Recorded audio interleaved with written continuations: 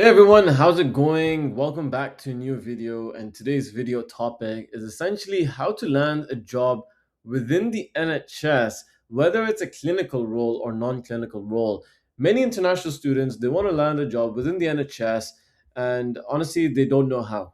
Look, the first thing that you need to understand is the NHS is nothing like private companies. Private companies hire in an extremely different way. We first need to understand the band system used within the NHS. As you can see here, there's a couple of recently added jobs in the Health Jobs UK website. And you can see that band 2 is mentioned, band 4 is mentioned, band 7 is mentioned. You're probably wondering, what are these bands? Look, these bands correlate to the seniority of a role as well as the salary that's tied to it. Now, band 1 being like the lowest and band 9 being the highest, which is like the most senior role that you can get within a clinical or non-clinical position. Now, international students are probably wondering, what band should I go for? Should I go for a band 3, band 4, band 5? Should I go for a band 9? Look, keep this in mind. If you're someone that's on a student visa and you're looking for a part-time job, band 4 is probably the best thing to go for because you don't actually even need a degree to do the job. If you are on a PSW and you want to go for a proper job that can potentially sponsor you in the future, then you need to look for a role that is band 5 or above. So band 5, 6, 7 are like the most popular roles that will get you visa sponsorship if you apply to the right jobs and if you apply to the right NHS trust. What role should I be applying for? And the role really matters according to whatever you studied and what your previous experience is. If you're someone that studied, let's say, physiotherapy, then get the HCPC license and go for physiotherapist roles. Start off with a band 4 therapy assistant and then work your way up to, let's say, an MSK physiotherapist, band 6 or band 7 or whatever it is. But if you're going for non-clinical roles, then I would say start off with a band 5, because if you go for, let's say, a data analyst role, then go for a band 5, band 6 role, and that's where you stand the highest chances of sponsorship. Obviously, the right NHS trust matters a lot because 90% of the NHS trust they have a sponsorship license, but the funding is the main thing. If the NHS trust does not have good funding, they won't be able to sponsor you directly. Okay, so if you're using this website, it's called Health Jobs UK. You want to basically click on whatever role you're going for and choose a category. Let's click on support services right now. And let's just click on search. But the cool thing is that you can filter it out according to whatever band you want and what location you're looking for. Let's say you live in London, you only want to look for jobs in London, then you can just filter it out accordingly. For today, we're going to look for jobs anywhere in the UK and any role, just to have a good idea of what type of experience they're looking for and how to actually read the job description properly so that you stand the best chance of landing a job within the NHS. Now, if we scroll down, let's try to look for a nice, decent band 5, band 6 role. Let me just filter it out accordingly so that we can actually see it. So let me go to page number 6. It'll take me to the band 5 roles. And let's just click on project officer band 6 role, which is based in Wales, I believe. And it is a non-clinical job. So let's look at a non-clinical job first, and then we'll look at a clinical job. Now, when you're reading the job description of any role, you want to scroll down and you want to go to where it says person specification, because this is what matters. Anything other than that doesn't matter too much. Within the person specification, you're going to see qualifications, you're going to see knowledge, you're going to see experience, and you're going to see skills. These are basically headlines, and these are basically things that the NHS trust is looking for in a person. So make sure you read this properly. Now, if we start from the top, it says degree in engineering construction related discipline, and it's got essential criteria here. For example, if you're applying to this job, you need to have a degree in construction or you need to have the equivalent level of knowledge. If you don't have any of these two things, this job is not for you. Now you can see there's a desirable criteria mentioned as well, and it says project management qualification. For example, a good project management qualification might be Prince 2, PMP, or APM. But if you don't have it, does that mean can you still apply or not? It means that you can still apply. The reason is because it's desirable criteria. And desirable criteria basically means 50-50.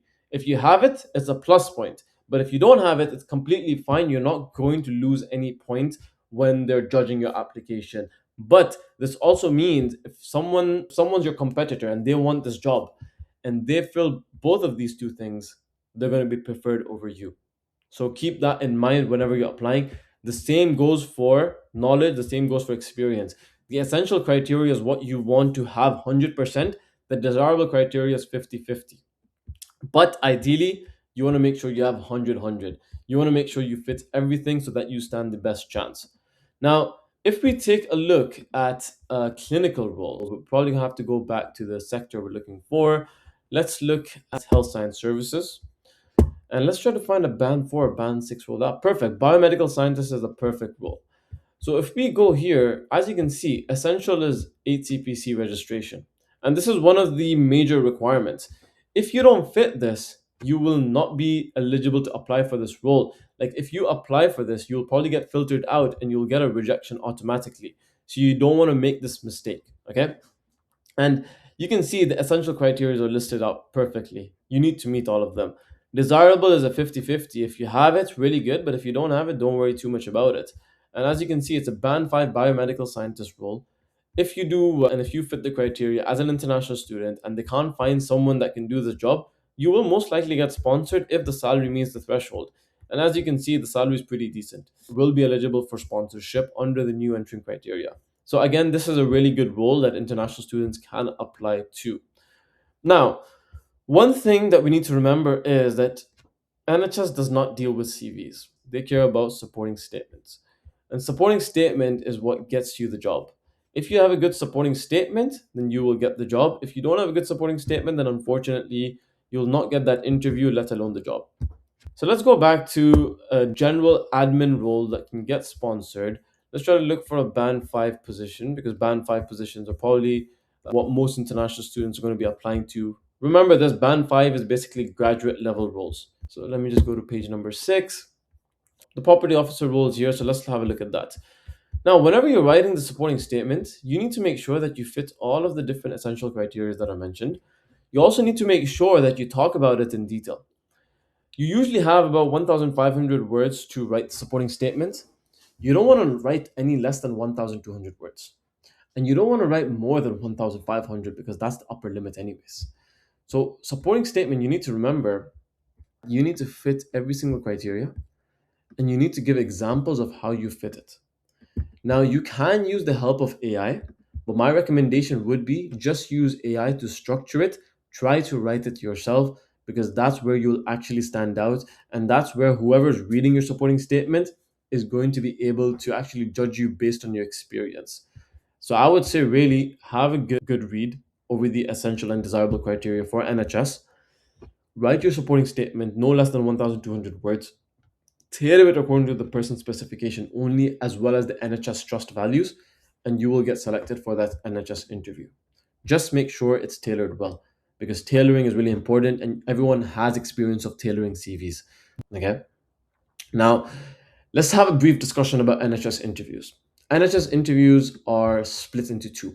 If you're applying for clinical positions, then you're going to have a clinical and non clinical interview.